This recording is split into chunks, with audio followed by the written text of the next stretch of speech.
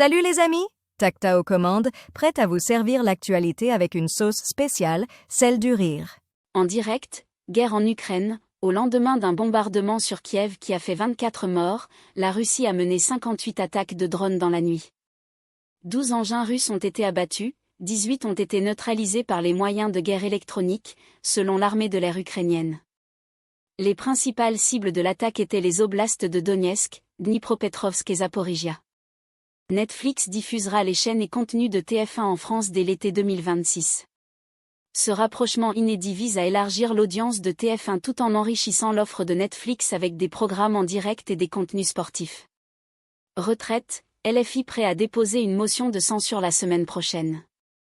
Comme un député ne peut pas signer plus de 3 motions de censure, hors 49-3, le parti devra cependant trouver l'appui d'une vingtaine de membres d'autres groupes pour atteindre le quorum requis des 58 signataires.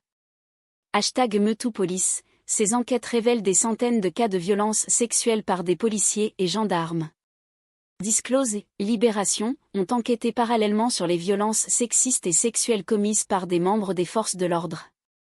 Au moins 429 victimes ont été recensées. Mort de Bernard Lacombe, Jean-Michel Aulas, Juninho et elle, Saint-Étienne.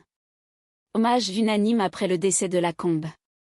Bernard Lacombe, figure des Girondins de Bordeaux et de l'Olympique lyonnais, et plus globalement du football français, s'est éteint à 72 ans, mardi. Haute-Marne, disparition mystérieuse d'un couple de Néerlandais en route pour le Morvan. Un couple de nationalité néerlandaise n'a plus donné de nouvelles à sa famille. La gendarmerie de Haute-Marne, où ils ont été vus pour la dernière fois, lance un appel à témoins. On sait que ce n'est pas un robot. Louis Bielbiarré, forfait pour la demi-finale de Top 14 contre Toulon, le choix de la raison pour l'UBB.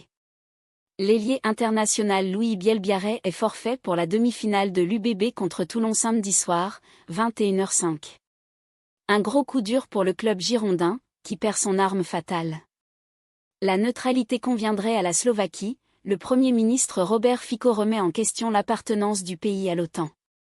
Bratislava a rejoint l'Alliance Atlantique en 2004, tout comme l'Union européenne, et consacre 2% de son PIB à la défense depuis 2022, conformément à l'objectif actuel de l'OTAN.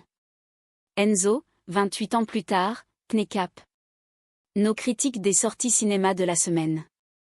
Libé vous guide dans les sorties cinéma de ce mercredi 18 juin, avec aussi Elio, Lovable, Peacock, The Return, Le Retour d'Ulysse, Voyage au bord de la guerre.